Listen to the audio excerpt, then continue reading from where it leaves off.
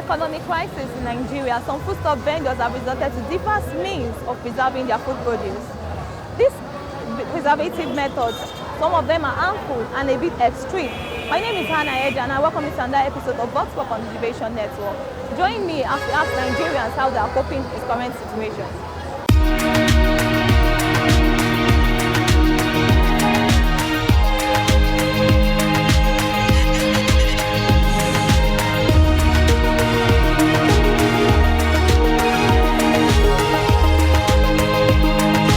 I think government has a lot to do about it because at Ogudu, before Lagos State Water Corporation do water everywhere and we are using it, we are paying.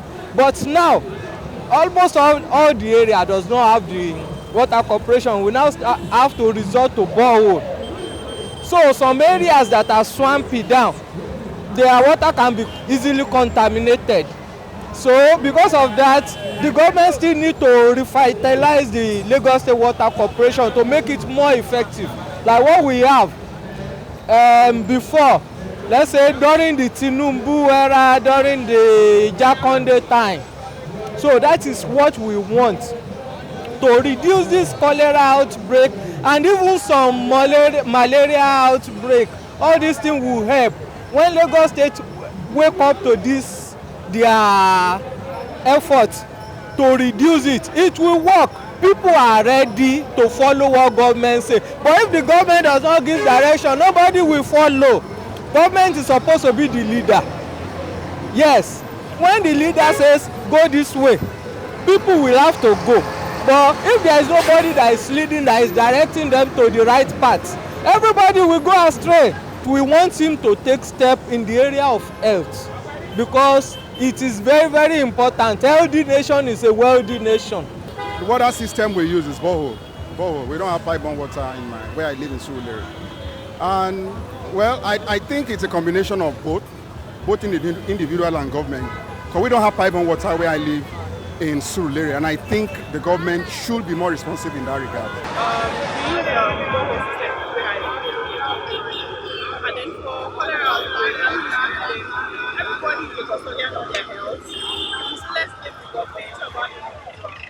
So the sole custodian of your health, right from what you eat, the water you drink, the kind of food that you eat.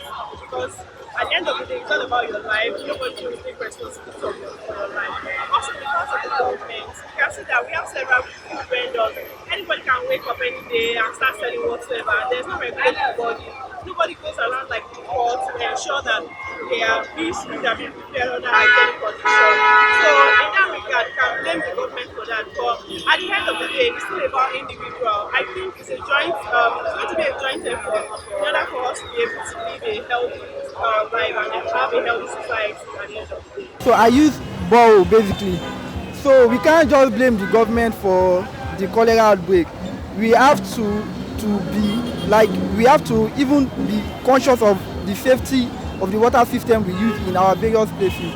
So we can't just blame the government alone. We have to take responsibility. First of all, the cause may be the environment, ranging from the water we take to our surroundings. Because like in Lagos State now, you know, Lagos State is a waterlogged environment. So the lift station or the sockaway, when rain fall, sometimes some of them overflow and mess up the surroundings. So that one will be attributed to natural. It's a natural occurrence. It's not the government that says it should overflow, neither we. Even though there are some measures that the government can put in place, like clearing the drainages and doing a little they can do. But disaster that have to do with natural can occur at any time. So what do we do?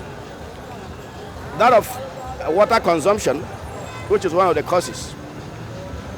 In my own area, we take a borehole, we have boreholes, and we buy pure water. I don't know how clean it is, but that's what we depend on. It's in our fridge. We are using it.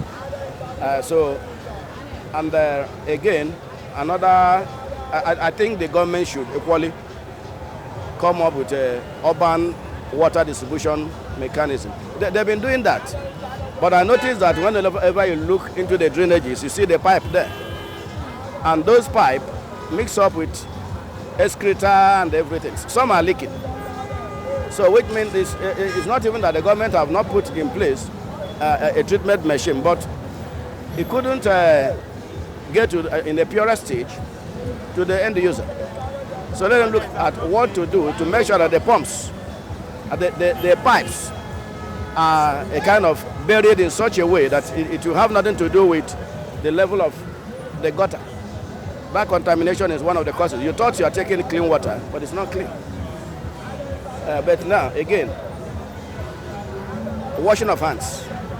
Since we know that the environment may be contaminated, flies and everything, we imbibe that principle of what we did during COVID. Wash our hands regularly. Even though, to tell you the truth, Nigerians, whenever sickness goes, they leave their bed. So you notice that they are no longer making use of sanitizer. We thought there's no COVID, but it could have been a continuous thing. We use sanitizers in our home by now. The orientation could have permeated. We use it at home, wash our hands, clean it. Again, people that live in slums and places where they soak away. I mean, the shower is not rushing, and the tap is not rushing. They can't wash on running tap. So you're still mixing up what is in your hand in the name of washing. And before, a lot of things.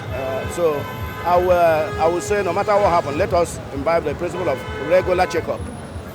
For more on well-researched and balanced stories, events and interviews across business, tech innovation and lifestyle, please like, share and subscribe to this channel, www.youtube.com/digivationnetwork.